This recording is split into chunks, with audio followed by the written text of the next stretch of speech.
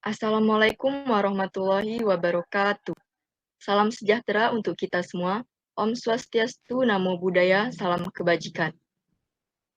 Kepada yang terhormat Ibu Dina Maulina MSI selaku dosen mata kuliah Biologi Dasar dan teman-teman sekalian. Izin memperkenalkan diri, nama saya Ginanti Putri Ganta dengan NPM 2113023040. Akan memandu jalannya presentasi kelompok 5 dengan judul materi Rekayasa Genetika Sederhana dan Modern. Sebelum masuk ke materi, izinkan saya untuk memperkenalkan anggota kelompok kami. Yang pertama, Putri Salsabila, Tasya Adinda PG, saya sendiri Ginanti Putri Ganta, Devina Kori Denila, Erlin Indah Herlina, Ihda Zulfa Ardila, Media Nopasari.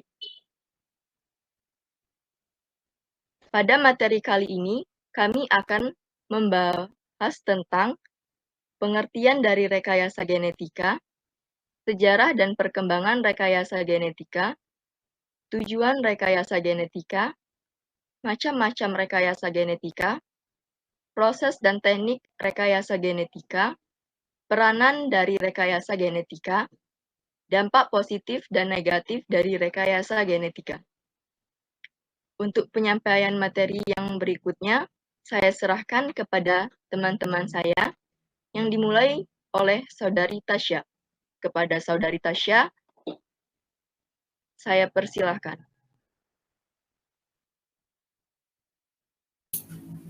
Baik, terima kasih kepada Saudari Ginanti. Untuk submateri yang pertama adalah pengertian rekayasa genetika. Apa itu rekayasa genetika? Rekayasa genetika adalah teknik-teknik eksperimental yang memungkinkan untuk mengisolasi, mengidentifikasi, dan melipat gandakan suatu fragmen dari materi genetika. Dasar dari bioteknologi yang dapat digunakan dalam rekayasa genetika meliputi manipulasi gen, cloning gen, DNA rekombinan, teknologi modifikasi, dan transfer materi genetika dari sel, jaringan, maupun organ. Untuk submateri yang kedua adalah sejarah dan perkembangannya.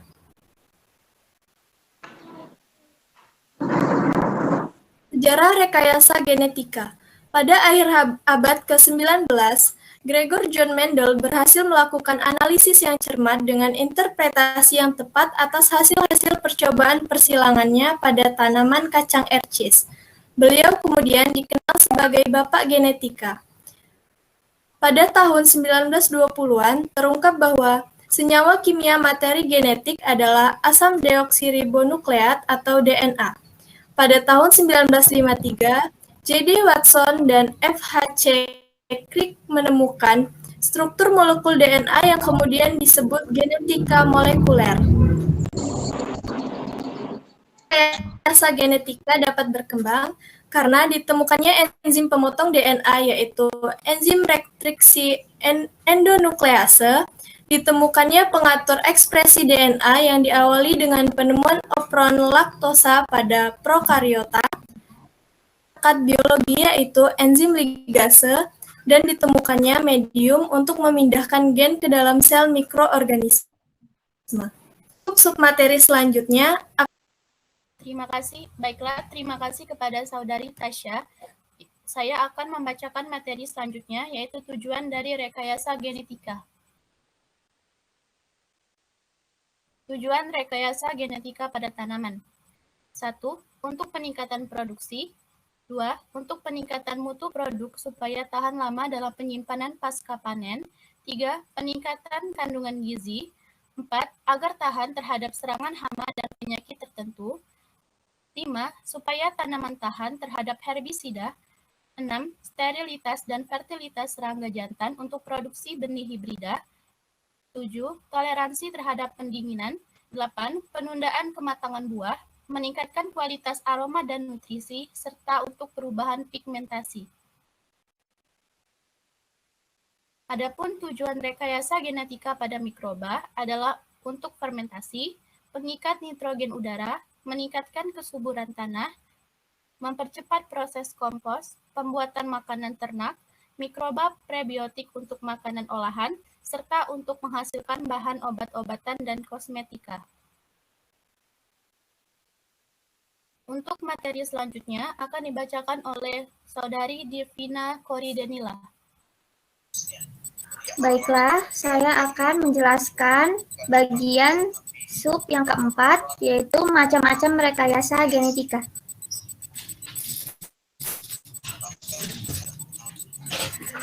Yang pertama, rekombinasi DNA, penggabungan DNA dari satu spesies dengan DNA spesies lain dengan mendapatkan sifat baru yang unggul. Berikut ini beberapa produk yang dihasilkan dari rekombinasi gen. A. Pembuatan insulin DNA manusia dengan bantuan plasmid bakteri E. coli hepatitis, yaitu DNA sel manusia dengan bagi Saccharomyces. Yang kedua, fusi sel. Disebut juga dengan teknologi hibridoma, fusi sel dua satu kesatuan sehingga menjadi protein yang mengandung gen asli dari keduanya yang disebut hibridoma. Yang ketiga, polymerase reaction atau PCR, yaitu teknik yang memungkinkan sejumlah kecil sekuens DNA tertentu disalin atau jutaan kali untuk diperbanyak sehingga dapat dianalisis atau dimodifikasi secara teratur.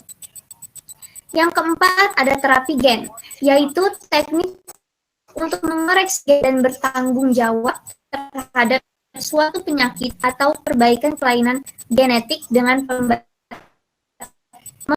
gen. Selanjutnya akan dipaparkan oleh rekan kami, yaitu Erlin Indah Lina. Kepada Erlin dipersilakan. Terima kasih. Baiklah, terima kasih kepada Saudari Devina. Materi selanjutnya adalah proses dan teknik rekayasa genetika.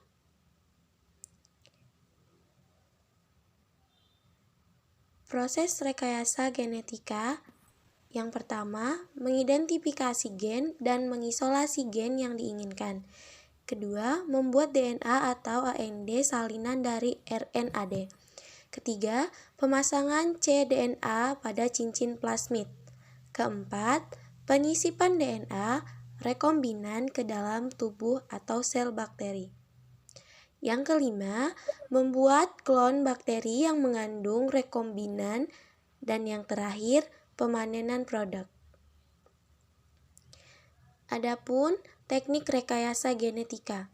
Yang pertama, cloning gen. Istilah klon atau klona pertama kali diusulkan oleh Herbert Weber pada tahun 1903. Cloning dapat dilakukan dengan transfer gen, transfer embrio, dan transfer inti. Yang kedua, teknik hibridoma. Teknik hibridoma adalah penggabungan dua sel dari organisme yang berbeda sehingga menghasilkan sel tunggal berupa sel hibrid atau hibridoma yang memiliki kombinasi sifat dari kedua sel tersebut. Contoh teknik hibridoma yaitu pembuatan antibodi monoklonat. Yang ketiga, teknik plasmid. Plasmid adalah DNA ekstrak kromosomal yang biasanya terbentuk sirkuler dan plasmid ini ditemukan dalam sel bakteri. Bakteri memiliki kemampuan membelah yang cepat sehingga plasmid sering digunakan sebagai vektor pembawa gen untuk memproduksi suatu produk tertentu dalam waktu yang cepat. Untuk submateri yang keenam akan disampaikan oleh Saudari Ida Zulfa Ardila. Kepada Saudari Ida Zulfa Ardila, saya persilahkan. Terima kasih kepada Saudari Erlin. Di sini saya akan melanjutkan materinya. Yang keenam, ada penerapan rekayasa genetika. Penerapan rekayasa genetika di berbagai bidang. Pertama, bidang pertanian dan bahan pangan. 1. Ditemukan tomat flour yang tahan terhadap kebusukan. 2. Ditemukan sapi dengan produksi susu meningkat 20%. Ditemukan kopi super. Ditemukannya tanaman berpestisida. Ditemukannya vaksin penyakit mulut dan kuku. Jagung dengan protein tinggi. 2. Bidang peternakan. 1. Diperoleh vaksin yang dapat mencegah mencret ganas pada anak babi. 2. Diperoleh vaksin yang efektif terhadap penyakit kuku dan mulut yang merupakan penyakit ganas yang menular pada sapi, domba, kambing, rusa, dan babi. Yang dilakukan pengujian hormon pertumbuhan tertentu untuk sapi yang diharapkan dapat meningkatkan produksi industri. 1. Terciptanya bakteri yang mampu membersihkan lingkungan tercemar. 2. Terciptanya bakteri yang mengubah bahan tercemar menjadi tak berbahaya. 3. Terciptanya bakteri pembuat aspartanik. Bidang kesehatan dan farmasi. 1. Diproduksinya insulin dengan cepat dan murah. 2. Diproduksinya interferon. 3. Diproduksinya beberapa hormon pertumbuhan. Terapi genetik. Bidang kedokteran. 1. Pembuatan insulin. 2. Pembuatan vaksin pada virus AIDS. 3. Terapi gen. Akan disampaikan oleh saudari media. Kepada saudari media, saya persilahkan. Terima kasih. Saya akan melanjutkan materi dari saudari Ihda. 7. Dampak dari rekayasa genetika.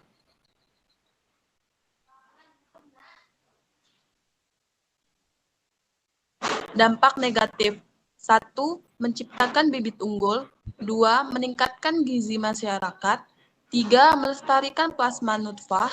4. Meningkatkan kualitas dan kuantitas produksi sesuai dengan keinginan manusia. 5. Membantu pasangan yang kesulitan mendapatkan anak dengan jalan bayi tabung. Dampak positif. 1. Mengganggu proses seleksi alam.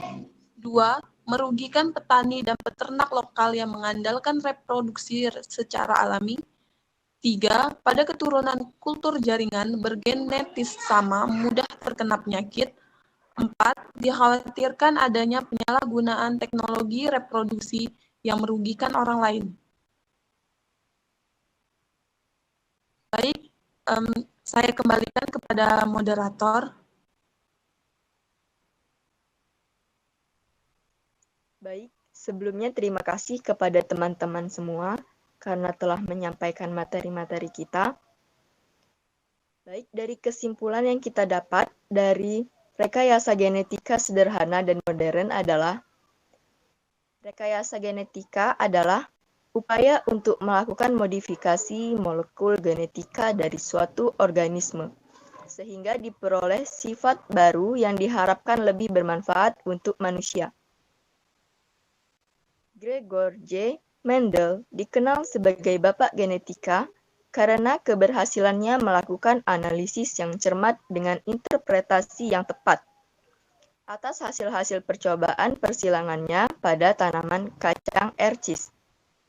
Macam-macam rekayasa genetika yaitu rekombinasi gen, fusi sel, polymerase chain reaction atau PCR, dan terapi gen.